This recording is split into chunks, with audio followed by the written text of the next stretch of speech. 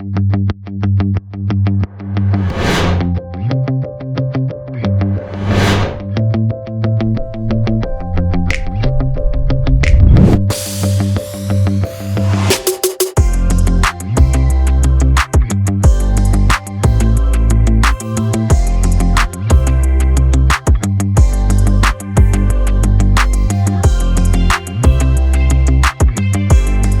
photographer, the poser, talab thitar.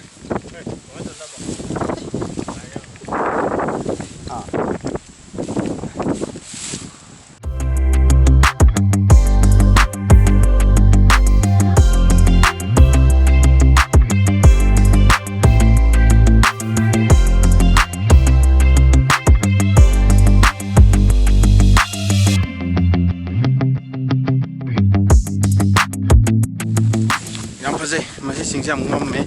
juga oina cat liba lambi jadi hek makada, yang ngomba malah hek makada, Kashom Khullen tabe ya lambi cat li, juga masih ching-gi fajar mana, cap ngomba ka side ki lambi se,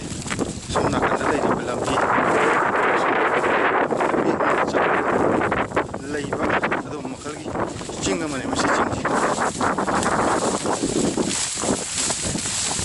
Kashom Khullen da yeng ba yaba haragadi kaisu leite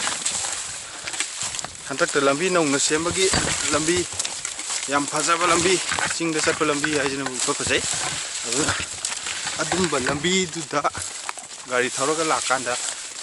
wakhal nungai du makhal gi lambi dudani oin thoraga si chingji kari sina lila dagadi haina bani Kashom Khullen da khotla lang khotpa ga haina hujikti Kashom Khullen yam chakotpa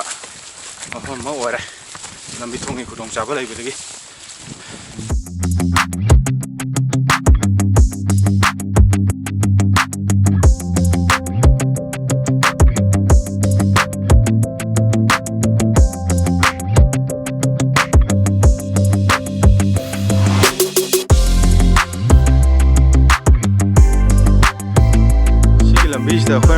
yamna phajaba masu uba aduki ngaktan khambani khamisina si lambi sin chatlaga akhon lakadab lambi se adagi si lakadab lambi se uba si am phajaba adha si ching mafam ju ngamba sumai sum chatkhiba sona kandana mu teknopan gi jaga mu lere aduga sona kanda ju more nung lega dum leram du jani aduga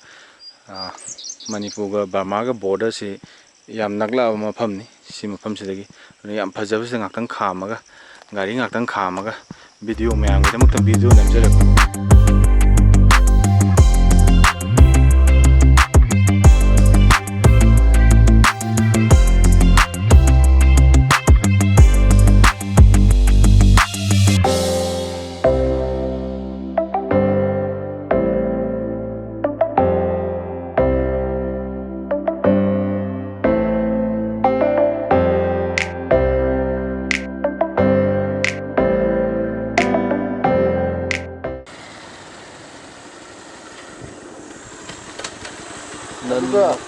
aduga main oina akoina ngasi hujik changoi mogi youth club Kashom Khullen youth club na suman notice samthela me akon ri uhodra si pahodra ba non local are stricken to make any hall within the village jurisdiction Bharata will be dealt seriously. Part for COVID-19